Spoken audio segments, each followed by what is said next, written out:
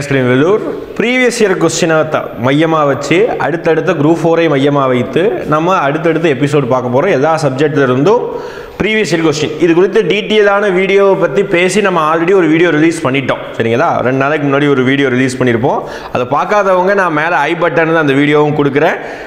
கீழே வீடியோவில் போயிட்டு என்ன பண்ணிடுங்க அப்படின்னா அந்த வீடியோவை பார்த்துருங்க. ஓகேங்களா? நம்மளோட யூடியூப் சேனலையும் போயிட்டு. ஓகேங்களா? இப்போ எந்த ஒரு எக்ஸாமுக்கும் ப்ரீவியஸ் இயர் கொஸ்டின் ரொம்ப முக்கியம். நம்ம ஸ்கூலில் படிக்கும் போதே பார்த்துருப்பீங்க. இல்லை 10th பப்ளிக் எக்ஸாம் எழுத போகிறோம்னா அரையாண்டு தேர்வு, அப்புறம் வந்து பார்த்திங்கன்னா காலாண்டு தேர்வு, போன வருஷம் என்ன சொல்ற பப்ளிக் எக்ஸாமினேஷன் பேப்பர், இது எல்லாத்தையும் பார்த்து தான் நம்ம என்ன செய்வோம், அதை வச்சு தான் நம்ம வந்து எக்ஸாமே எழுத போவோம். அதே மாதிரி தான் இங்கேயும் நம்ம டிஎன்பிஎஸ்சி குரூப் 4 எக்ஸாமுக்கு குரூப் 4 ப்ரீவியஸ் இயர் கொஸ்டின் மட்டும் பார்க்கக்கூடாது. டிஎன்பிஎஸ்சி நடத்தக்கூடிய அதே லெவலில் இருக்கக்கூடிய இது எல்லா ப்ரீவியஸ் இயர் கொஸ்டின் நம்ம படிக்கணும். அதுக்குரிய ஆன்சருக்கு தெரிஞ்சுக்கணும். அது எதுக்காக தெரிஞ்சுக்கிறோம்னா இப்படி தான் கொஸ்டின் கேட்குறாங்க அப்படிங்கிறதுக்காக தெரியணும். அவ்வளோதான், வேறு எதுவும் கிடையாது. ஓகேங்களா? அதுலேருந்து அதே கொஸ்டின் திருப்பி ரிப்பீட் ஆகிறது வந்து 10% பாசிபிள் இருக்குது. ஓகேங்களா? கிட்டத்தட்ட ஒரு 100 கொஸ்டின் கேட்குறாங்கன்னா அதில் ஒரு 5-6 கொஸ்டின் வேணால் அதே கொஸ்டின் ரிப்பீட் ஆயிருக்கு. இதுக்கு முன்னாடி ப்ரீவியஸ் இயர்லேருந்து அப்படியே வந்திருக்குது. வராமல் இல்லைன்னு சொல்ல வந்திருக்குது. ஆனால் அது ரேர். ஓகேங்களா? ஆனால் அந்த டாப்பிக்கில் இருந்து திருப்பி வந்திருக்கு. அதுதான் இன்னைக்கு நம்ம பொருளாதாரத்தோடைய 2 டாபிக் பார்க்குறோம். மொத்தம் 20 கொஸ்டின் நம்ம பார்க்குறோம். 20 கொஸ்டினுமே ப்ரீவியஸ் இயர் கொஸ்டின் தான். ஓகேங்களா? ஒரு கொஸ்டின் கூட நம்மளா கிரியேட் பண்ணதோ சார் உங்கள் டெஸ்ட் பேட்ச்லேருந்து எடுத்து கொடுத்துருப்பீங்க அப்படி தான் கிடையாது. அந்த பேச்சுக்கே இடம் கிடையாது. ஃபுல்லாகவே பார்த்துக்கிட்டிங்கன்னா நமக்கு ப்ரீவியஸ் இயர் கொஸ்டின் மட்டும் தான் எடுத்திருக்கும். அதுவும் ரொம்ப வருஷத்துக்கு முன்னாடி எடுத்தது தான் எடுக்கல. ரீசெண்டாக ஓகேங்களா கடந்த ஒரு 3 வருஷத்துக்கு அல்லது 2 வருஷத்துக்கு நடந்த எக்ஸாமுடைய ப்ரீவியஸ் இயர் கொஸ்டின் எடுத்து வச்சிருக்கேன். ஃபுல்லாகவே புக்கில் இருந்து ஒரு ரிஃப்ளெக்ஷனாக இருக்குது. கொஞ்சம் வெளியே இருந்து கேட்டிருக்காங்க. பார்க்கலாம். டாப்பிக்கை பொறுத்த வரைக்கும் இந்திய பொருளாதாரம் திட்டம் மற்றும் 5 ஆண்டு திட்டங்கள், இந்த 2 டாப்பிக்கில் இருந்து தான் நம்ம என்ன செய்கிறோம் அப்படி பார்த்தீங்கன்னா கொஸ்டின்ஸ் எடுத்துக்கணும். 20 கொஸ்டின்ஸ்.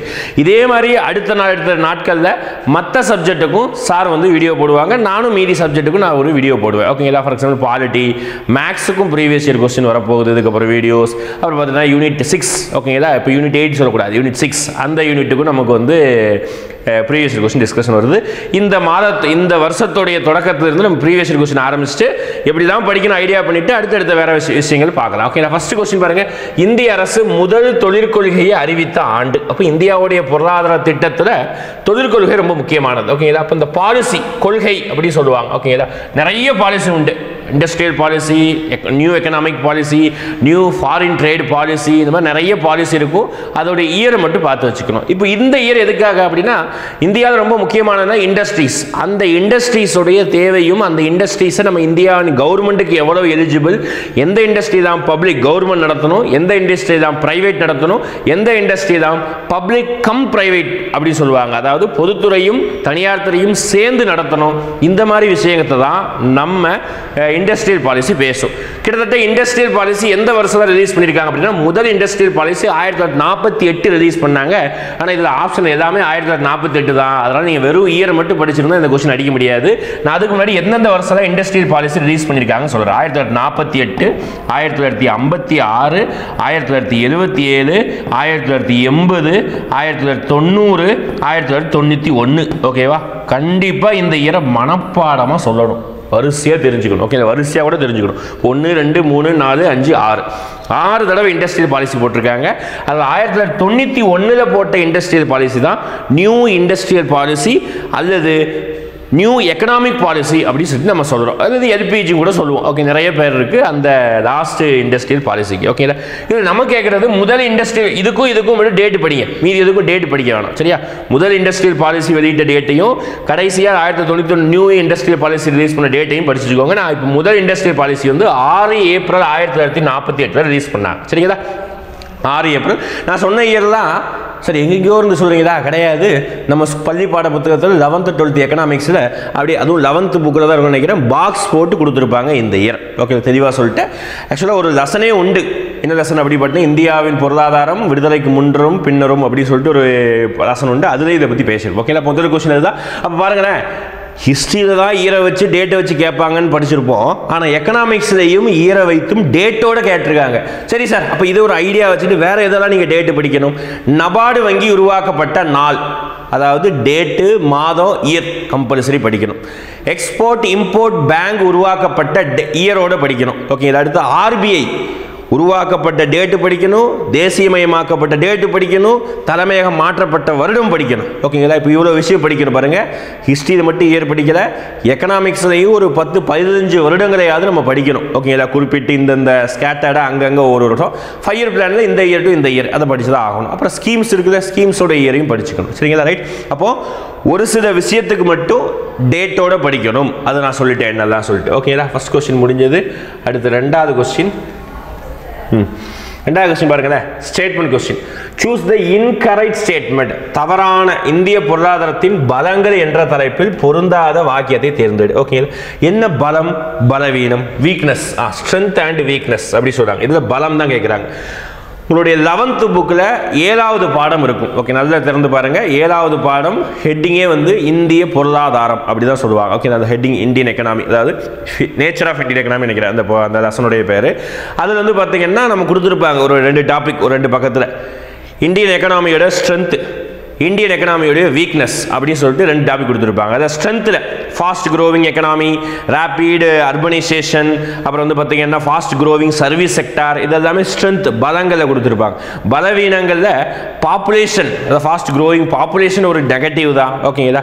அதுக்கப்புறம் பார்த்தீங்கன்னா வீக் இன்ஃப்ராஸ்ட்ரக்சர் ஒரு நெகட்டிவ் தான். ஓகேங்களா? இந்த மாதிரி நிறைய விஷயங்கள் வந்து அன்எம்ப்ளாய்மெண்ட் இஷ்யூத்தில் நெகட்டிவாக கொடுத்துருப்பாங்க. அப்போ ஸ்ட்ரென்த்து, வீக்னஸ் இந்த 2 விஷயம் தெரிஞ்சுக்கணும். அதில் பலங்களை பொறுத்த வரைக்கும் என்னதான் கொடுத்துருக்காங்க, இதில் பலங்களில் பொருந்தாதது, அதாவது ஒன்று மட்டும் பலவீனம் கொடுத்துருக்காங்க. இதெல்லாம் பார்க்கலாமா?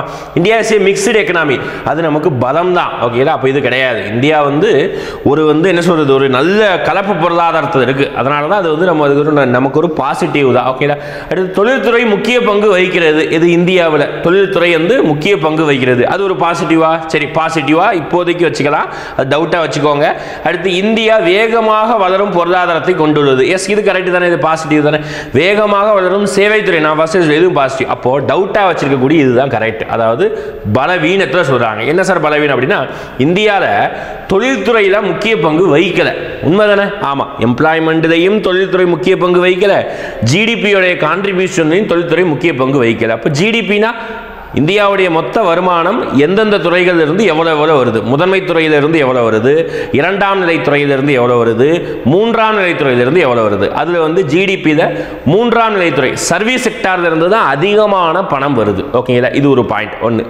அப்ப அதிகமான வேலையாட்கள் எந்த துறையில வேலை பார்க்குறாங்க, முதன்மை துறையில அதிகமான வேலையாட்கள் வேலை பார்க்குறாங்க. ஓகேங்களா? இந்த 2 பாயிண்ட்டை கொஞ்சம் நல்ல ஞாபகம் வச்சுக்கோங்க. சரிங்களா? ரைட். இப்போ அப்படி பார்க்கும்போது ஆன்சர் இதில் பி தான். ஏன்னா தொழில்துறையில் வந்து மொத்த பொருளாதாரத்தில் 2வது இடத்தையும், தொழிலாட்களில் 2வது இடத்தையும் இதுதான் வகிக்குது. ஓகேங்களா? ரைட். இப்போ முதல் பெரிய பங்கு கிடையாது. அடுத்து அப்போ என்ன செய்யணும், இந்த பாயிண்ட்டை கொஸ்டினாக கேட்டிருக்காங்க. அப்போ அடுத்த தடவை நீங்கள் இருக்கக்கூடிய எல்லா ஸ்ட்ரென்த்தையும் ஞாபகம் வச்சுக்கணும், பலங்கள் எல்லாத்தையும் ஞாபகம் வச்சுக்கணும், பலவீனங்கள் எல்லாத்தையும் நீங்கள் ஞாபகம் வச்சுக்கணும். சரிங்களா? ரைட். அடுத்து choose the incorrect statement about the strength of the Indian economy. திருப்பி அதை சரி, இது 2வது கொஸ்டினே வச்சுருக்கோம்ப்பா. ஓகேவா? அதாவது திருப்பி அந்த கொஸ்டினை என்ன எக்ஸ்பிளைன் பண்ணுறதுக்காக சொன்னேன். அடுத்து பாருங்க, ரொம்ப எளிமையான கொஸ்டின். நம்ம 9ஆம் வகுப்பு புத்தகத்தில் இந்த டாபிக் இருக்குது, இது அப்படியே இருக்குது இந்த சென்டென்ஸ் எல்லாமே. ஓகேங்களா? கலப்பு பொருளாதாரம் டேஸை குறிக்கிறது அப்படி சொல்லுவாங்க. மிக்ஸ்டு எக்கனாமி இம்ப்ளைஸ் டேஸ் அப்படின்னு சொல்லிட்டாங்க. மிக்ஸ்டு எக்கனாமினா என்ன அப்படின்னு சொல்லிட்டு நமக்கு கேள்வி கேட்குறாங்க. மிக்ஸ்டு எக்கனாமினா என்ன? மிக்ஸ்டு அதுலேயே இருக்குது. அப்போ 2 விஷயத்தை கலந்து இருக்குது. கலப்பு அப்படியே 2 விஷயத்தை கலந்துருக்கு. எந்த 2 விஷயத்தை கலந்துருக்குது? அதுக்கு முன்னாடி நான் கிளாஸ் நடத்தும் போதும் சரி, நம்ம ஆன்லைன் கிளாஸை பார்க்கும்போதும் சரி, இன்ட்ரோடக்ஷன் ஆஃப் எக்கனாமி, பொருளாதாரத்தோடைய அறிமுகம், அதுதான் நம்ம முதல் வகுப்பில் படிச்சிருப்போம். அப்படி படிக்கும்போது பொருளாதாரத்தோடைய வகைகள் பார்த்துருப்போம், பொருளாதாரத்துடைய துறைகள் பார்த்துருப்போம், அதே மாதிரி பொருளாதாரத்துடைய அமைப்புகள் பார்த்துருப்போம். சிஸ்டம் ஆஃப் எக்கனாமிக்ஸ் அப்படி பார்த்துருப்போம். அதில் 3 பார்த்துருப்போம். கேபிட்டலிஸ்ட் எக்கனாமி முதலாளித்துவ பொருளாதாரம், சோசியலிஸ்ட் எக்கனாமி சமத்துவ பொருளாதாரம், அப்புறம் வந்து மிக்ஸ்டு எக்கனாமி, அந்த 2ஐயும் மிக்ஸ் பண்ண மிக்ஸ்டு எக்கனாமி. இதில் வந்து கேபிட்டலிஸ்ட் அமெரிக்காவும், சோசியலிஸ்ட் வந்து பார்த்தீங்கன்னா பழைய யுஎஸ்எஸ்ஆர் ஃபாலோ பண்ணது, இப்போ கியூபா அண்ட் நார்த் கொரியா தான் ஃபாலோ பண்ணுது. மிக்ஸ்டு எக்கனாமியை நம்ம ஃபாலோ பண்றோம். அப்ப மிக்ஸ்டு எக்கனாமினா என்ன? பப்ளிக் கம்பெனியும் பிரைவேட் கம்பெனியும் சேர்ந்து இருக்குது. அதுதான் coexistence of public and private sector. ஓகேங்களா? தமிழ்ல பொது மற்றும் தனியார் துறைகள் இணைந்து செயல்படுவதற்கு பேர் தான் கலப்பு பொருளாதாரம். ரொம்ப சிம்பிளா ஞாபகம் வச்சுக்கோங்க. கலப்பு பொருளாதாரத்தை இந்தியா பின்பற்றுகிறது. கலப்பு பொருளாதாரம்னா என்ன அப்படின்னா, அரசும் தனியாரும் இணைந்து செயல்படுதல். அதாவது ஒரு துறை இருக்குன்னா அந்த துறையில அரசாங்கமும் செயல்படலாம், தனியார் துறையும் செயல்படலாம். ஒரு சில துறையில மட்டும்தான் அரசாங்கம் மட்டும் செயல்படும். ஃபார் எக்ஸாம்பிள் வந்து நியூக்ளியர் எனர்ஜி, ஸ்பேஸ், இந்த மாதிரி விஷயத்தில் அரசாங்கம் மட்டும்தான் செயல்பட்டு இருக்குது இன்னைக்கு வரைக்கும். ஓகேங்களா, ரயில்வேல கூட பிரைவேட்டு கொண்டு வந்துட்டாங்க. ஓகேங்களா, அப்போது ரெண்டு பேரும் சேர்ந்து செயல்படுறதா. உதாரணத்துக்கு நம்ம ஊரில் கவர்மெண்ட் பஸ்ஸும் ஓடுது, பிரைவேட் பஸ்ஸும் ஓடுது. கல பொருளாதாரத்துக்கு பெஸ்ட் எக்ஸாம்பிள். அடுத்த உதாரணம், கவர்மெண்ட்டும் பால் பாக்கெட்டை விற்கிது, பிரைவேட்டும் பால் பாக்கெட்டை விற்கிது. கலப்பு பொருளாதாரம். ஓகேங்களா, கவர்மெண்ட்டும் மின்சாரத்தை தயார் பண்ணுது, பிரைவேட்டும் மின்சாரத்தை தயார் பண்ணுது. கலப்பு பொருளாதாரம். ஓகேங்களா, கவர்மெண்ட்டும் பள்ளிக்கூடங்களை நடத்துது, ஹாஸ்பிட்டல் நடத்துது, பிரைவேட்டும் பள்ளிக்கூடங்கள் நடத்துது, ஹாஸ்பிட்டல் நடத்துது. கலப்பு பொருளாதாரம் முடிஞ்சு போச்சு. ஓகேங்களா, அப்போ கலப்பு பொருளாதாரம்னா பொது மற்றும் தனியார் துறை. மீதி ஆப்ஷனை பார்க்கும்போதே சீனி விட்டுறணும். பாருங்களேன், கலப்பு பொருளாதாரம்னா சிறிய மற்றும் பெரிய அளவு தொழில்கள் இணைந்து செயல்படுதல். சம்பந்தமே இல்லாத மாதிரி இருக்கா, பார்த்த உடனே சி அப்படின்னு சொல்லி டெலிட் பண்ணிடணும். அடுத்து மூணாவது ஆப்ஷன் பாருங்க, உழைப்பு தொழில்நுட்ப செறிவு மற்றும் மூலதன தொழில்நுட்ப செறிவு இணைந்து செயல்படுது. என்ன இது ரொம்ப கன்ஃபியூஸாக இருக்குது, இதெல்லாம் பேசவே கூடாது, டெலிட்.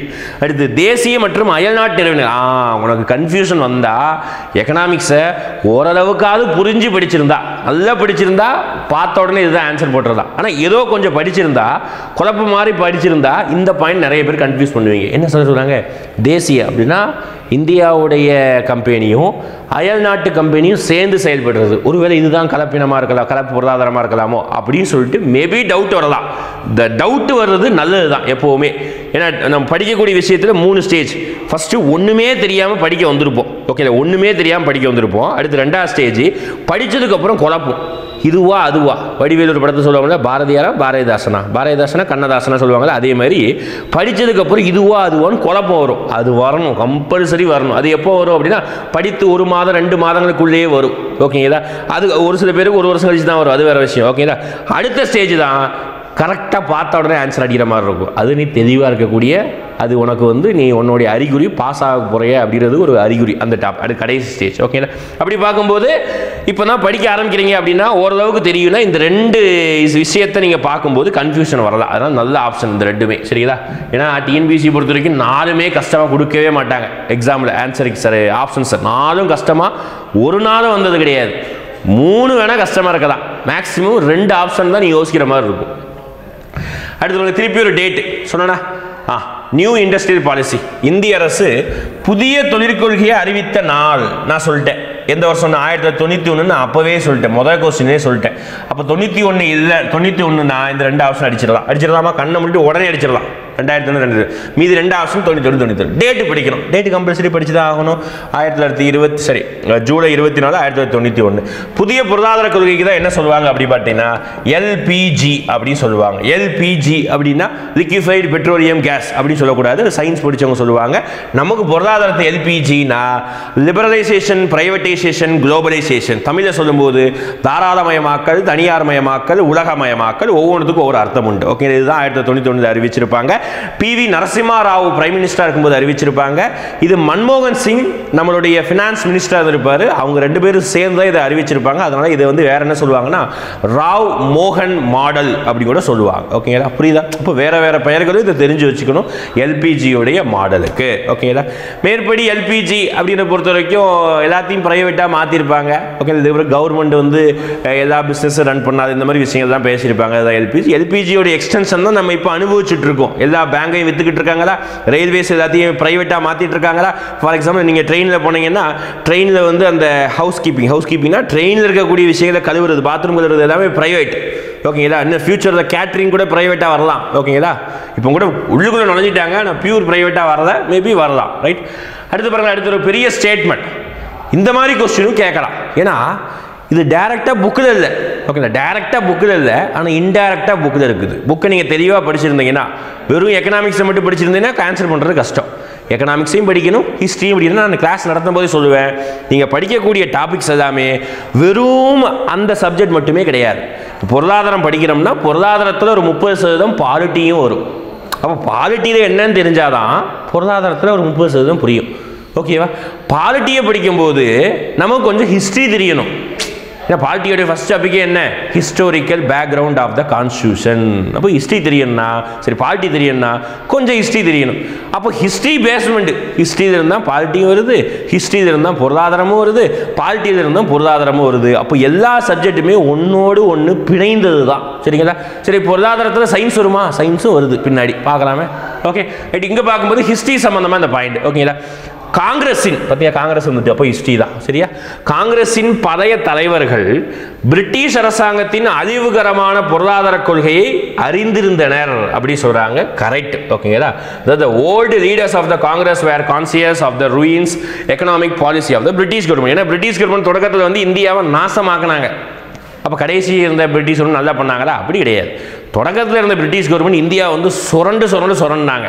இந்தியாவில் பசி பஞ்சம் பட்டினியில் வந்து மில்லியன் கணக்கில் ஒருத்தர் 2 பேர் சாவரப்பா லட்சக்கணக்கில் மக்கள் வந்து இந்தியாவில் பசினால செத்துக்கிட்டு இருந்தான். அப்படி செத்துக்கிட்டு இருக்கும்போது பிரிட்டிஷ் அரசாங்கம் என்ன தெரியுமா பண்ணது? அரசாங்கம் பிரிட்டிஷ் கம்பெனி என்ன தெரியுமா பண்ணது? இந்தியாவிலிருந்து அங்கே ஒருத்தர் செத்துக்கிட்டு இருக்கான், இங்கே அதே இந்தியாவில் விளைந்த அதே இந்திய மக்கள் விளைவித்த கோதுமையை அவன் நாட்டுக்கு டன் கணக்கில் எக்ஸ்போர்ட் பண்ணிட்டு இருக்கான். ஓகேங்களா. நேற்று நான் ஒரு புத்தகத்தில் படிச்சுட்டு இருக்கும்போது ஒரு இம்பார்ட்டன்ட் டேட்டா பார்க்கும்போது ரொம்ப வியப்பாக இருக்குது. கிட்டத்தட்ட 20 மில்லியன் மக்கள் 2 கோடி மக்கள் இறந்து போயிருக்காங்களாம் வெறும் பஞ்சத்தினால மட்டும் சில ஆண்டுகள்லேயே. அந்த பஞ்சத்தில் இறந்து போடும்போது எத்தனையோ டன் கணக்கில் கோதுமையை வந்து அப்படியே தூக்கிட்டு கப்பலில் கொண்டு போயிட்டு இங்கிலாந்துக்கு போய் சேருது. இப்போ இதெல்லாம் எவ்வளோ பெரிய பாவமாக தானே யோசிச்சு பார்த்தீங்கன்னா. அந்த டைமில் அவங்க வியாபாரம். அப்போது அந்த டைமில் இது எல்லாமே காங்கிரஸ் உருவாகக்கூடிய தலைவர்கள் டைம். அப்போ காங்கிரஸ் டைமில் வந்து இந்த இது எதிர்த்தாங்க சொல்கிறாங்க. Correct first statement. ரெண்டாவது ஸ்டேட்மெண்ட் பாருங்களேன். தாதாபாய் நவ்ரோஜி ஹிஸ்டரியில் படிச்சிருப்பீங்க ஓகேங்களா. தாதாபாய் நவ்ரோஜி 3 தடவை காங்கிரஸோட பிரசிடென்ட்டாக இருந்திருப்பார். இந்தியாவின் பெரும் மனிதர் அப்படி சொல்லுவாங்கல்ல.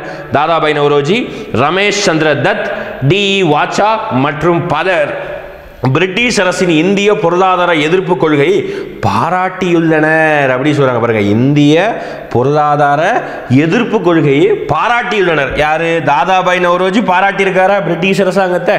நமக்கே தெரியும். தாதாபாய் நவ்ரோஜி சொன்ன உடனே அவருடைய புத்தகம் ஞாபகம் வந்துடணும். எந்த புத்தகம் யோசிச்சு பாருங்க.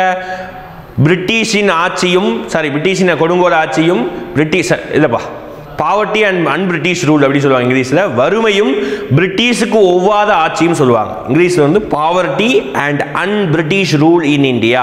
அந்த புத்தகத்தை எழுதுறதே யார் தான்? நம்ம தாதாபாய் நவ்ரோஜி தான். அப்போ அப்படி இருக்கும்போது தாதாபாய் நவ்ரோஜி எப்படி பாராட்டுவார்? பாராட்ட மாட்டார். மீதி இருக்கக்கூடிய எல்லா தலைவர்களுமே இந்தியாவுடைய தேசப்பற்று தலைவர்கள் பிரிட்டிஷை பாராட்ட மாட்டாங்க. ரெண்டாவது ஸ்டேட்மெண்ட் தவறு, முதல் ஸ்டேட்மெண்ட் மட்டும்தான் சரி. Answer A 1 is true. புரிஞ்சு போச்சு சரியா? ரைட். 5. அடுத்த 6. The father of economic ecology அப்படி சொல்றாங்க. பொருளாதார சூழியலின் தந்தை எனப்படுபவர் யார்? ரொம்ப எளிமையான கொஸ்டின். ஆனால் நிறைய பேர் கோட்டை விட்டுருவாங்க. ரொம்ப பேசிக்கான கொஸ்டின். அப்போ பொருளாதாரத்தின் தந்தை நம்ம படிச்சிருப்போம், நவீன பொருளாதார தந்தை படிச்சிருப்போம், புள்ளிகளின் தந்தை படிச்சிருப்போம், பசுமை புரட்சியின் தந்தை படிச்சிருப்போம், வெண்மை புரட்சியின் தந்தை படிச்சிருப்போம். பாருங்க, பொருளாதாரத்தில் மட்டும் நான் எத்தனை தந்தை சொல்றேன் பாருங்க. பொருளாதாரத்தில் மட்டும் நம்ம இத்தனை தந்தைகளை கடந்து தான் வந்திருப்போம் ஓகேங்களா. ஆனால் எங்கேயுமே பள்ளிப்பாட புத்தகத்தில் பொருளாதார சூழியலின் தந்தை என்று அழைக்கப்படுபவர் யாரு சொல்லி படிச்சிருக்க மாட்டோம். மேபி எங்கேயாவது இருந்திருக்கலாம். ஆனால் இது வந்து ரீசன்ட் டேட்டா அடிப்படையில் இது கேட்கக்கூடிய ஒரு கொஸ்டின். படிக்கணும். ஏன்னா இப்போ அவர் வந்து ரீசெண்டாக அவர் இறந்து போயிட்டார். அவருக்கு தான் போன வருடம் ரொம்ப நாள் 2024 பாரத ரத்னா, இந்தியாவின் உச்சபட்ச விருதான பாரத ரத்னா கொடுக்கப்பட்டது. பசுமை புரட்சியின் தந்தை என்று அழைக்கப்படுபவர். அவருக்கு கூடுதலாக ஒரு டைட்டில் இருக்கு. அதுதான் பொருளாதார சூழியலின் தந்தை, economic ecology, father of economic. அப்போ 2 தந்தை இருவர் ஓகேதா. பசுமை புரட்சி தந்தை இவர் தான், பொருளாதார சூழியலின் தந்தை இவர் தான் ஓகேதா. யாரு? MS சுவாமிநாதன். இவர் என்ன சார் அப்படி பெருசா பண்ணிட்டாரு? நிறைய பண்ணியிருக்காருப்பா, நமக்கு தான் தெரியது கிடையாது.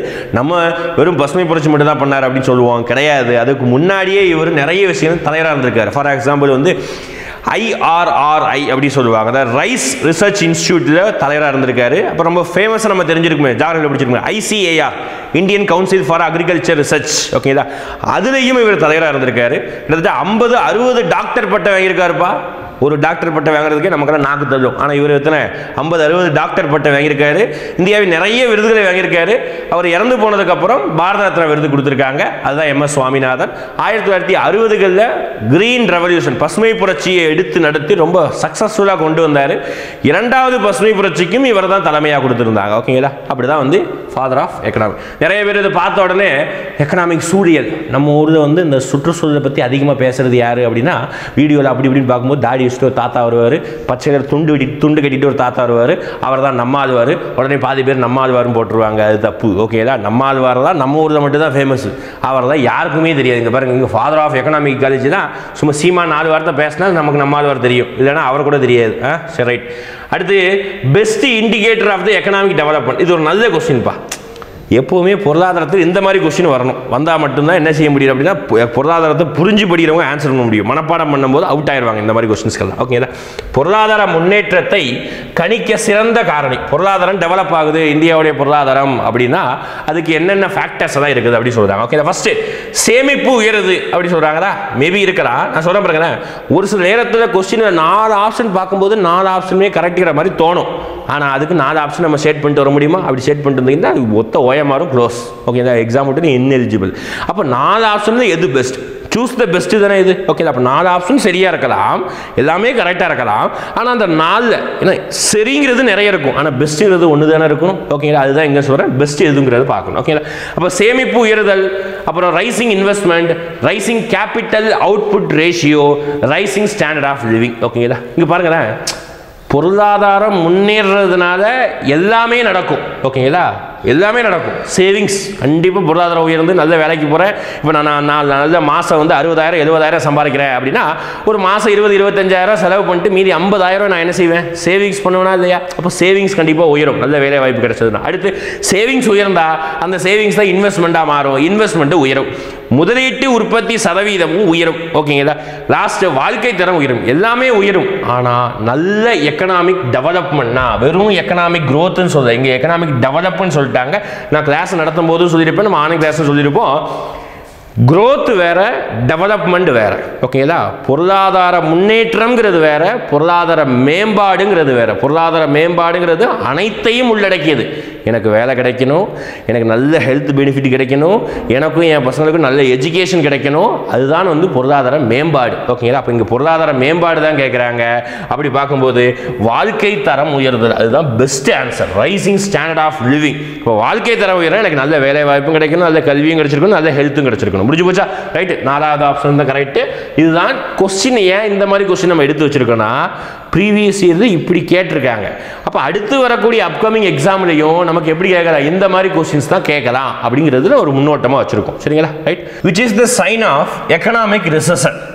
பொருளாதார சரிவின் அறிகுறி எது அப்படி கேட்குறாங்க. ஓகேங்களா? பொருளாதார சரிவு இந்த வார்த்தை ரீசெண்டாக எக்கனாமிக்ஸ் இங்கே நிறைய இடத்துல நியூஸில் கேள்விப்பட்டிருப்பீங்க. ரிசெஷன் வருது, பொருளாதார மந்தம் வருது, பொருளாதார சரிவு வருது.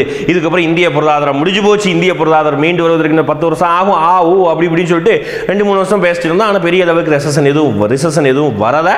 வந்தால் பார்த்துக்கலாம், சமாளிச்சுக்கலாம். அப்போ ரிசெஷன்னா என்ன? அதுதான் பொருளாதார சரிவு. அதான் மொத்த பொருளாதாரமும் ஒரு மந்தமான நிலைமைக்கு வரும். இப்போ நம்ம பாஸ்ட் இந்தியாவுடைய பலம் பார்த்தோமா, ஃபாஸ்ட் க்ரோவிங் எக்கனாமி. அப்படி ரிசெஷன் வந்தால் அதை சொல்ல முடியாது. ஓகே, வேகமாக இந்திய பொருளாதாரம் வளராது ரிசெஷன் வந்திருந்தா. சரிங்களா? அப்படி தான் நம்ம என்ன சொல்கிறோம்னா உயரும் கூலி அப்படின்னு சொல்கிறாங்க. அதாவது மொத்தம் 4 கண்டிஷன் கொடுத்துருக்காங்க. இது எதெல்லாம் அறிகுறின்னு கேட்கல, எதெல்லாம் ஆர்டராக வரும் அப்படின்னு கேட்குறாங்க. என்ன ஆர்டரில் இது வரும் அப்படின்னு கேட்குறாங்க. ஓகேங்களா? என்ன ஆர்டரில் வருதுன்னு பார்க்கலாமா? இது ஆக்சுவலாக ப்ரீவியஸ் இயர் கொஸ்டின் தான். இது நிறைய கான்ட்ரவர்சியாக ஆனது. ஆர்டரை மாற்றி போட்டாலும் ஆன்சர் மாதிரி வருது. ஆனால் நம்ம ஆன்சருக்கு இது என்ன இருந்ததோ அதை மட்டும் நம்ம பேசலாம். சரியா? ரைட். இருங்க. ஃபஸ்ட்டு உயரும் கூலி, அதுதான் 1ஆ வைக்கிறாங்க ஃபஸ்ட்டு. அடுத்து விரைவான தொழில் வளர்ச்சி. ஓகேங்களா? 3. அடுத்து நிலையான அரசியல் சூழல். நல்ல தொழில் வளர்ச்சி இருந்தால் ஸ்டெபிலிட்டியான கவர்மெண்ட் நடக்குமாமா. ஓகேங்களா? அதுக்கப்புறம் நல்ல கவர்மெண்ட் நல்லா வளர்ந்ததுக்கப்புறம் உயரும் வேலையின்மை. ஓகே, நல்ல வேலை வாய்ப்பு இருந்திருக்கும், நல்ல கூலி வருது. அடுத்து நல்ல தொழில் வளர்ச்சி, அடுத்து உயரும் வேலையின்மை. ஓகே, வேலை வாய்ப்பு கிடையாது, உயரும் வேலை, ரைஸ் இன் அன்எம்ப்ளாய்மெண்ட். ஓகேங்களா? 2. இதுதான் ஆர்டரா ப்ரீவியஸ் இயர் கொஸ்டினை கொடுத்துருக்காங்க. இதை ஒரு சில பேர் மாற்றியும் சொல்கிறாங்க.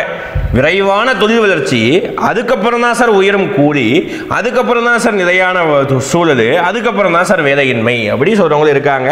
ஆனால் ஆன்சருக்கு நம்ம இதுதான் கொடுத்துருக்காங்க. நம்ம இதே இப்போதைக்கு ஃபாலோ பண்ணிக்குவோம். சரிங்களா? ரைட். இப்போ இந்த மாதிரி கான்ட்ரவர்சியான கொஸ்டின் இருக்கும், அதை நம்ம ஃபேஸ் பண்ணுறதுக்கு நம்ம மனசில் ஒரு வில் பவர் இருக்கணும். சரிங்களா? அடுத்து பொறுத்துக்க பாருங்களேன். இதை விட ரொம்ப எளிமையான பொறுத்துக்கு நான் பார்த்தது கிடையாது. அந்த அளவுக்கு ரொம்ப எளிமையான பொறுத்துக்கு. ஓகேங்களா? ஒரு 3 ஆப்ஷன் இயர், ஒரே ஒரு ஆப்ஷன் தான் ஃபுல் ஃபார்ம் கேட்டிருக்காங்க. இதில் பாருங்களேன், சிம்பிளாக இங்கிலீஷ் மீடியம் பசங்க படித்தவங்களுக்கு தான் இது ஒரு பாசிட்டிவ், தமிழ் மீடியம் படித்தவங்களுக்கு இது நெகட்டிவ் தான். என்ன பொறுத்திருக்கு பாருங்களேன், HYV அப்படின்னு சொல்லிட்டாங்க. மேபி HYE இங்கே நம்ம பார்க்கும்போது இயரா அப்படி மேட்ச் பண்ணணும். ஆனால் இங்கிலீஷ் மீடியம் படிச்சதும் தெரிஞ்சிருக்கும். HYனா அப்படி அப்ரிவேஷன் பார்க்கும்போது HYV அப்படியே மேட்ச் பண்ணிட்டு போயிட்டு இடத்த காலி பண்ணிட்டே இருக்கலாம். ஓகேங்களா? நான் டிக்கு வந்து 1 ஆப்ஷன் எத்தனை ஆப்ஷன் இருக்கு பாருங்க. டிக்கு 1 ஒரே ஆப்ஷன் தான் இருக்குன்னு நினைக்கிறேன். 2 ஆப்ஷன் இருக்கு, அவுட் ஆகி போச்சு. ஓகேங்களா? அப்போ இது வராது, இது வராது. டிக்கு 1 மேட்ச் பண்ணீங்கன்னா 1 இதுவாக இருக்கும், இல்லை இதுவாக இருக்கும். English medium positive. அது இல்லைனா கூட பரவாயில்லப்பா, நம்ம தான் படிச்சிருக்கோம், நம்ம தான் ஓரளவுக்கு நமக்கு நாலேஜ் இருக்கு. முதலாம் உலகப் போர் சின்ன வயசுலேருந்தே படிச்சிருப்போம், 10th புக்கில் மறந்துருந்தா கூட பரவாயில்ல, ஞாபகம் வச்சுக்கோங்க. 1914. ஓகேவா? சரி, அதை விடனா கூட விடுங்க. நான் முதல் கொஸ்டின் சொன்னேன், 4வது கொஸ்டின் 3வது கொஸ்டின் சொன்னேன். புதிய பொருளாதார கொள்கை 1991 3. இந்த 2 நீங்கள் மேட்ச் பண்ணுங்க. 4 3 ஆப்ஷன் தான், ஒரே ஒரு ஆப்ஷன் தான் இருக்குது, தூக்கி போட்டு வந்துருங்க. அவ்வளோதான். பொறுத்துக்க கேட்டாங்கன்னா கோடி கும்பிடு போட்டுருங்க. எளிமையாக நம்ம அட்டன் பண்ணிடலாம். பொறுத்துக்க கேட்கும்போது சும்மா ஸ்டேட்மெண்ட் கொஸ்டின், அதுக்கப்புறம் பார்த்தீங்கன்னா அசஸ்டன் ரீசன் இதெல்லாம் கேட்கும்போது தான் கஷ்டம். பொறுத்துக்க கேட்டாங்கன்னா நமக்கு லாபம்னு வச்சுக்கோங்க. சரிங்களா? அப்படி பார்க்கும்போது பசுமை புரட்சி 1920. ஏன்னா இந்திரா காந்தி டைமுக்கு, இந்திரா காந்தி நேரு இருக்கும்போதே கொண்டு வந்திருப்பாங்க. ஏன்னா இந்திரா காந்தி டைமில் தான் பெரிய அளவுக்கு நடைமுறைக்கு வந்திருக்கும். ஆனால் இந்திரா காந்தி 1966 தான் பிரைம் மினிஸ்டராக இருப்பாங்க. ஆனால் 1960களே வந்து பார்த்தீங்கன்னா பசுமை புரட்சி ஸ்டார்ட் பண்ணியிருப்பாங்க. HYVனா அதிக விளைச்சல் தரக்கூடிய விதை. இது வந்து பசுமை புரட்சியின் போது அறிமுகப்படுத்தப்பட்டது. சரிங்களா? ரைட். அடுத்து 10வது கொஸ்டின் அசஸ்டன் ரீசன், அதாவது கூற்று காரணம். இது வந்தாலே கொஞ்சம் கஷ்டம் தான் அப்படி சொல்லிட்டேன். நான் இப்போவே சொன்னதில்ல, வந்தாலே கொஞ்சம் கஷ்டம் தான். இருந்தாலும் ஆன்சர் பண்ண நம்ம முயற்சி பண்ணணும். ஓகேங்களா? 7வது ஐந்தாண்டு திட்டம் வெற்றி பெற்றது அப்படின்னு சொல்கிறாங்க. ஆமாப்பா, வெற்றி பெற்றது தான். 7வது ஐந்தாண்டு திட்டம் 1985 1990 வரைக்கும் 7வது ஐந்தாண்டு திட்டம் ராஜீவ்காந்தி டைமில் நடைமுறைக்கு வரும். ஓகேங்களா? அப்போ ஒரு ஐந்தாண்டு திட்டம்னா அதோடைய வருஷம் பார்க்கணும், அதோடைய மாதிரி பார்க்கணும், அதோடைய வளர்ச்சி, அதோடைய டார்கெட் பார்க்கணும், அதோடைய நோக்கம் பார்க்கணும், அந்த டைமில் கொண்டு வரப்பட்ட ஸ்கீம்ஸ் பார்க்கணும். ஐந்தாண்டு திட்டத்தில் இவ்வளோ விஷயம் படிக்கணும். அப்படி பார்க்கும்போது 7வது ஐந்தாண்டு திட்டம் 1985 1990 வரைக்கும் நடந்திருக்கும். முதன்முறையாக பொதுத்துறைக்கு மேலாக தனியார் துறைக்கு முன்னுரிமை வழங்கப்பட்டது அப்படி சொல்கிறாங்க. முதன்முறையாக பொதுத்துறைக்கு மேலாக தனியார் துறைக்கு முன்னுரிமை வழங்கப்பட்டது. உண்மைதான். ஓகே, இது அந்த டைமில் ராஜீவ்காந்தி டைமில் நிறைய கான்ட்ரவர்சி ஆனது. ஓகேங்களா? அப்போ வந்து நிறைய கம்பெனி கூட ராஜீவ்காந்தி டையை போச்சு பண்ணார் அப்படின்னு சொல்கிறாங்க. 2 ஸ்டேட்மெண்ட் சரி தான். இதுக்கு இது சரியான விளக்கம் ஆகும். பி, பாம்பே. சரியா?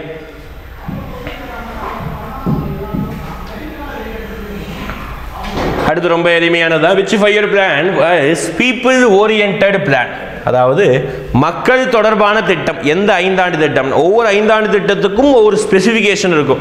ஃபார் எக்ஸாம்பிள் முதல் ஐந்தாண்டு திட்டம் வந்து PC மஹலானோபிஸ், ஃபர்ஸ்ட் ஐந்தாண்டு திட்டம் வந்து ஹாரட் டோமர் மாடல். 2வது ஐந்தாண்டு திட்டம் PC மஹலானோபிஸ் மாடல்.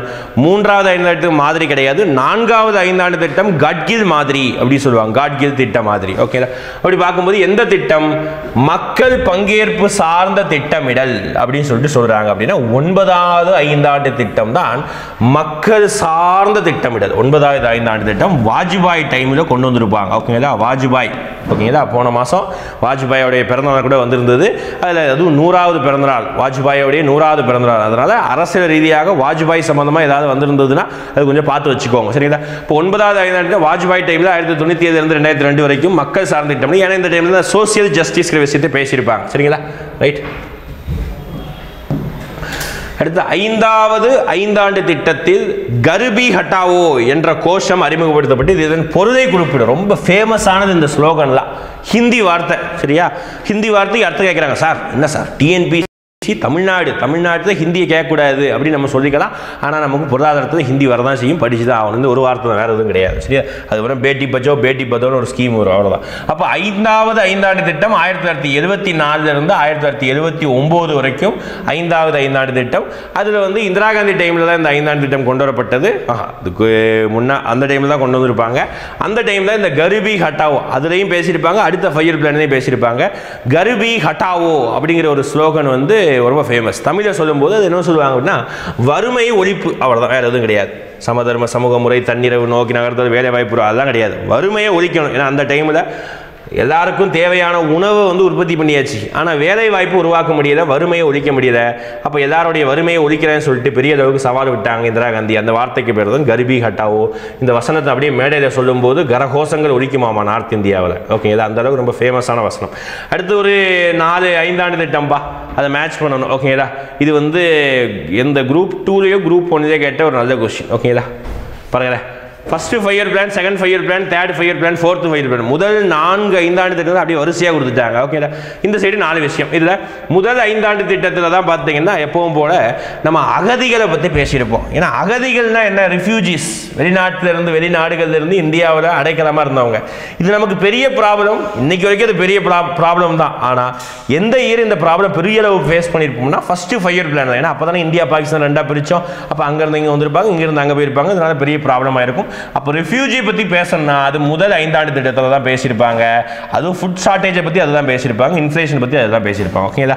அப்போ அகதிகள், உணவு பற்றாக்குறை, பணவீக்க சிக்கல்களை பற்றி பேசுகிறாங்க முதல் 5 ஆண்டு திட்டம். அடுத்து 2வது 5 ஆண்டு திட்டத்தில் நம்ம பேசும்போது வந்து பார்த்துக்கிட்டிங்கன்னா எக்கனாமிக் டெவலப்மெண்ட்டை பற்றி பேசலாம். நம்ம நீங்கள் இதை மட்டும் மேட்ச் பண்ணிங்கனாலே பார்த்தீங்கன்னா ஆன்சர் வந்துடுது 3, 1, 2, 4. ஓகேங்களா. செகண்ட் 5 இயர் பிளான் வந்து எக்கனாமிக் ஸ்டெபிலிட்டி. ஓகேங்களா, ஃபர்ஸ்ட் பேசுகிறாங்க. அடுத்து தேர்டு 5 இயர் பிளான் அப்படின்னு பார்க்கும்போது பார்த்துக்கிட்டிங்கன்னா நமக்கு வந்து சுய உருவாக்க பொருளாதாரம். ஓகேங்களா. சரி, தேர்டு 5 இயர் பிளான் வந்து growth with stability. ஓகேங்களா. அடுத்து ஃபோர்த்து 5 இயர் பிளான் பார்த்தீங்கன்னா செல்ஃப் ஜெனரேட்டிங் எக்கனாமி அப்படி சொல்கிறாங்க. 4வது 5 ஆண்டு திட்டம் பார்த்தீங்கன்னா சுய உருவாக்க பொருளாதாரம் அப்படி சொல்கிறாங்க. அப்போது 3, 1, 2, 4 3, 1, 2, 4. ஓகேங்களா. அடுத்து ஒரு 5 இயர் பிளான், அந்த 5 இயர் பிளானோடைய திருப்பியும் கேரக்டர் தான் கொடுத்துருக்காங்க. ஓகேங்களா. இது ரொம்ப நல்ல வித்தியாசமான ஒரு விஷயம் அப்படி பார்த்தீங்கன்னா இந்த விஷயத்தை நான் வச்சுக்கணும். growth with social justice and equality. இந்த வார்த்தை நான் வச்சுனால ஈஸியாக நம்ம கொஞ்சம் மேட்ச் பண்ணிடலாம். ஓகேங்களா.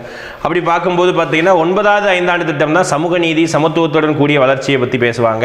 10வது 5 ஆண்டு திட்டம் பார்த்துக்கிட்டிங்கன்னா விரைவான உயர்ந்த உள்ளார்ந்த வளர்ச்சி அடைதல். 11வது 5 ஆண்டு திட்டம் பார்த்துக்கிட்டிங்கன்னா விரைவான நீடித்த வளர்ச்சி அடைதல். 12வது 5 திட்டம் 8% ஜிடிபி வளர்ச்சி அடைதல். ஓகேங்களா. அப்போ 4, 3, 2, 1 அப்படியே ரிவர்ஸாக இருக்குது. Option B 4, 3, 2, 1. ஓகேங்களா. இந்த டார்கெட்டை வச்சு கேட்டிருக்காங்க. அடுத்து பாருங்களேன், நேரு மஹலானோபிஸ் மாடல், அதாவது ஃபர்ஸ்ட் 5 இயர் பிளானுடைய மாதிரி இதுதான். Nehru Mahalanobis planning model was based on the following strategy அப்படி சொல்கிறாங்க. ஓகேங்களா. அப்போ நேருவும் மஹலானோபிஸ், யார் சார் மஹலானோபிஸ் அப்படின்னா இந்தியாவுடைய புள்ளியலின் தந்தைன்னு சொல்லுவாங்க. இவர் தான் இந்த ஸ்டாட்டிஸ்டிக்ஸ் இந்த விஷயங்கள் தான் இவர் அதிகமாக உருவாக்கியிருப்பார். அப்போ அவர் என்ன சொன்னார் அப்படின்னா அதிக சேமிப்பு விகிதம் வரணும். ஆமாம், கரெக்ட். கனரக தொழிலுக்கு, ஹெவி இண்டஸ்ட்ரிக்கு முன்னுரிமை கொடுக்கணும். கரெக்டு தான். ஓகேங்களா. இறக்குமதி பதிலீட்டு ஊக்கமின்மை அது கிடையாது. ஓகே, ஆக்சுவலாக வந்து டிஸ்கரேஜ் ஆஃப் இம்போர்ட் சப்ஸ்டியூஷன் சொல்லுவாங்க, அது கிடையாது. ஏன்னா இம்போர்ட்டும் ஒரு சில இடத்துல தேவை தான். சரிங்களா. அடுத்து சேஃப்கார்டு இன்ஃபேண்ட் இண்டஸ்ட்ரி, அதாவது புதிய தொழில்களுக்கு பாதுகாப்பு. அப்போ 1, 2, 4 1, 2, 4 தான் சரி. ஆப்ஷன் 1, 2, 4. ஓகேங்களா. ரைட். ஆப்ஷன் வச்சும் பார்த்துக்கோங்க. 3வது மட்டும் தவறு. அது நம்ம பார்க்கும்போதே தெரியணும். ஒரு சில இடத்துல இறக்குமதியும் நம்ம பொருளாதாரம் ஊக்குவிக்கணும். அப்போ நேரு மஹலானோபிஸ் அதை பண்ணியிருக்க மாட்டாங்க. அடுத்து arrange the following plans on chronological order. பாருங்கள், எக்கனாமிக்ஸ்லேயே காலவரிசை கேட்குறாங்க. அப்போ எக்கனாமிக்ஸில் இயர் படிக்கணும்னு சொன்னோமா, அந்த இயரில் 5 இயர் பிளான் தொடங்குறதுக்கு முன்னாடி இந்தியாவில் என்ன மாதிரியான திட்டங்களை யார் யார் அறிமுகப்படுத்தினா அப்படின்னு சொல்லிட்டு ஒரு சிஸ்டம் உண்டு. ஓகே தான். ஃபஸ்ட்டு வந்து இந்தியாவுடைய முதல் இன்ஜினியர்ஸ் டே அவருடைய பிறந்தநாள் தான் கொண்டாடுவீங்க. விஸ்வேஸ்வரையா அவர் தான் வந்து பார்த்தீங்கன்னா ஃபஸ்ட்டு எந்த வருஷம் சொல்லணும். சும்மா இது மாற்றி போட்டால் மட்டும் போதாது. ஃபஸ்ட்டு இவர் தான் கொண்டு வந்திருப்பார். ஒரு புக் எழுதியிருப்பார். என்ன புக் தெரியுமா? பிளான்ட் எக்கனாமி ஆஃப் இந்தியா, இந்திய பொருளாதார திட்டமிடல் அப்படி ஒரு புத்தகத்தில் மென்ஷன் பண்ணியிருப்பாங்க. விஸ்வேஸ்வரையா.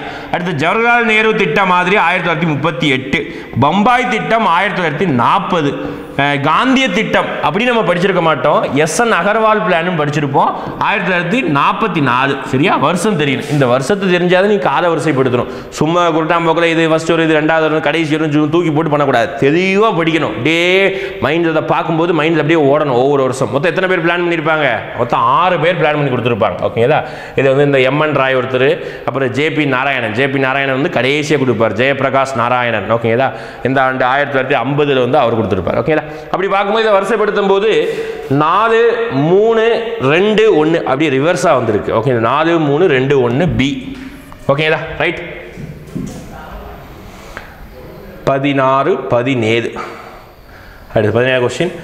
2 முற்றிலும் வேறுபட்ட தன்மைகளை தொடர்புபடுத்தி குறிப்பது எவ்வாறு அழைக்கப்படுகிறது? இது ஆக்சுவலாக ஒரு ஸ்டேட்மெண்ட் மாதிரியான கொஸ்டின்.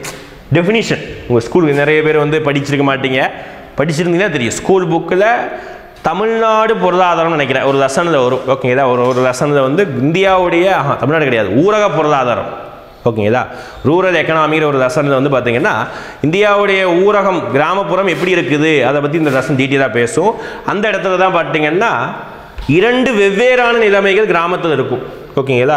ஒரு சைடு வந்து பார்த்தீங்கன்னா கிராமம் விட்டு எல்லாரும் வெளியே போயிட்டு இருப்பாங்க, ஒரு சைடு கிராமத்தில் வறுமை ஏற்பட்டு இந்த மாதிரி விஷயங்கள் இருக்கும். இந்த மாதிரி ரெண்டு விஷயம் நடந்தால் அதுக்கு பேர் தான் என்ன சொல்லுவாங்க, இரட்டு முற்றிலும் வேறுபட்ட தன்மைகளை தொடர்படுத்தி பார்க்குறதுக்கு பேர் தான் என்ன சொல்லுவாங்கன்னா டூயலிசம், இரட்டைத்தன்மை அப்படின்னு சொல்லுவாங்க. இரட்டைத்தன்மை. ஓகேங்களா? அடுத்து இந்திய பொருளாதாரம் இதன் மூலம் குறிக்கப்படுகிறது. Indian economy marked by the existence of அப்படின்னு சொல்லிட்டு சொல்கிறாங்க. இந்திய பொருளாதாரத்தை இந்த பாயிண்ட் எல்லாம் சொல்லிட்டு சொல்கிறாங்க. ஓகேங்களா? என்னதான் லோயர் பெர் கேபிட்டா இன்கம் அப்படி சொல்கிறாங்களா? எஸ், கரெக்டு தான். ஓகேங்களா? லோ பெர் கேபிட்டா இன்கம் தானே இந்தியா. ஏன்னா இந்தியாவில் வாழ்றது 145 கோடி மக்கள். இந்தியாவுடைய மொத்த ஜிடிபி பார்த்தீங்கன்னா என்ன தான் பெருசாக நம்பர் தெரிஞ்சாலும் மக்கள் தொகை அதிகம், அதாவது பெர் கேபிட்டா இன்கம் கம்மியாகுது. ஓகேங்களா? குறைந்த தலா வருமானம். அடுத்து உழைக்கும் மக்கள் அதிக விகிதத்தில் தொழிற்சாலைகளில் ஈடுபட்டுள்ளமை தவறு. இது நம்ம அன்னைக்கே பேசிட்டோம்ல, இந்த ஸ்டேட்மெண்ட் தவறு. மேம்படுத்தப்பட்ட மூலதன உருவாக்க விகிதம் அப்படி சொல்றாங்க, இது கரெக்ட். ஓகேங்களா?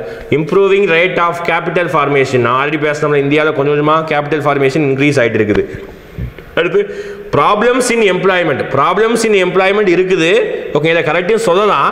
ஆனால் கரெக்டுன்னு சொன்னோம்னா 1 மற்றும் 3 மற்றும் 4 அப்படின்னு சொல்லிட்டு ஆப்ஷனே கீழே இல்லை. பாருங்களேன், இது இந்தியாவுடைய வேலை வாய்ப்பில் சிக்கல் இருக்குது.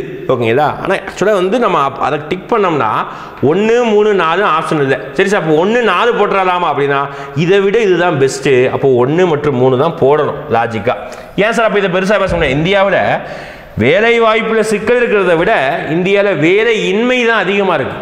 இப்போ இந்தியாவில் வேலையின்மை உள்ளது அப்படின்னு போட்டு இந்த ஸ்டேட்மெண்ட் நாங்கள் டெஃபினட்டாக கரெக்டாக சொல்லுவோம். ஓகேங்களா? ஆனால் இது வேலை வாய்ப்பு சிக்கல் அப்படின்னு சொல்லியிருக்காங்க. அது ஓப்பனாக சொல்கிற அளவுக்கு நிறைய அளவு கிடையாது. ஓகேங்களா? ரைட். அடுத்து சரிவின் அறிகுறி. ஆக்சுவலாக அந்த கொஸ்டின் வந்து ரிப்பீட் ஆகிடுச்சு. ஆமாம், சாரிப்பா. ஓகேங்களா? ஆக்சுவலாக 19வது கொஸ்டின் வந்து ஆல்ரெடி நம்ம பார்த்துருக்கோம், எக்கனாமிக் ரிசெஷனுடைய இதில். ஓகேவா? அதை விட்டுருங்க, அடுத்த சொல்லிடுறோம்.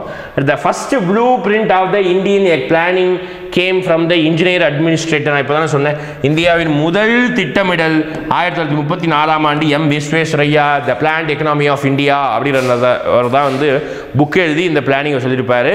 ஓகேங்களா? இவர் 10 வருஷம் திட்டமிடலை சொல்லுவார். இவர் ஒரு பொறியாளர். இவருடைய பிறந்தநாள் தான் இன்ஜினியர்ஸ் டேவாக கொண்டாடுறீங்க. சரிங்களா? ரைட், முடிஞ்சது. இதுதான் வந்து பார்த்தீங்கன்னா பொருளாதாரத்திற்கான முதல் வீடியோவாக நம்ம பார்க்குறோம். ஓகேங்களா? ரைட், பார்க்கலாமா? இப்போ லாஸ்ட்டாக வந்து கடைசி இறுதியாக ஒரு 5 கொஸ்டின்ஸ் கேட்குறேன். அந்த 5 கொஸ்டின்ஸை என்ன பண்ணுங்கள், கமெண்ட் பண்ணுங்கள். நம்ம நடத்துறதுல இருந்தால் கேட்க போகிறேன். ஃபர்ஸ்ட் கேள்வி, எம்.எஸ். சுவாமிநாதன் அவர்களுக்கு எந்த ஆண்டு பாரத ரத்னா கொடுத்தாங்க? கமெண்ட் பண்ணுங்கள், ஒரு கொஸ்டின். அடுத்து காந்திய திட்டம் அப்படி ஒன்று பார்த்தோமா, அது என்ன வருஷம், அதை யார் முன்மொழிந்தாங்க, அதை கமெண்ட் பண்ணுங்க. ஓகேங்களா? 2வது கொஸ்டின், காந்திய திட்டம் எந்த வருடம், அதை யார் முன்மொழிந்தாங்கிறத கமெண்ட் பண்ணுங்க. 2வது கொஸ்டின். அடுத்து 3வது கொஸ்டின், 9வது ஐந்தாண்டு திட்டத்தில் அது ஒரு கொஸ்டின் வந்தது, நீங்கள் அப்படின்னா சொல்ல வேணாமே. 9வது ஐந்தாண்டு திட்டத்தோட இயர் சொல்லுங்க. ஓகேங்களா? 9வது ஐந்தாண்டு திட்டத்தோடைய இயர் சொல்லுங்க. ஓகேங்களா? 3 கொஸ்டின் முடிஞ்சது. அடுத்து 4வது கொஸ்டின். 4வது கொஸ்டின் வந்து பார்த்தீங்கன்னா 12வது ஐந்தாண்டு திட்டத்துடைய டார்கெட் அப்படின்னு சொல்லிட்டு சொல்லியிருந்தேன். ஓகே, ஒரு கொஸ்டின் வந்திருந்தது. ஓகேங்களா? மேட்ச் த ஃபாலோயிங், அதை சொல்லுங்கள். அடுத்து 4வது ஐந்தாண்டு திட்டத்துடைய திட்ட மாதிரி, model of 4th 5-year plan யாருடையது அப்படின்றத கமெண்ட் பண்ணுங்கள். அடுத்த வகுப்பில் சந்திக்கிறேன். ஓகேங்களா? தேங்க்யூ.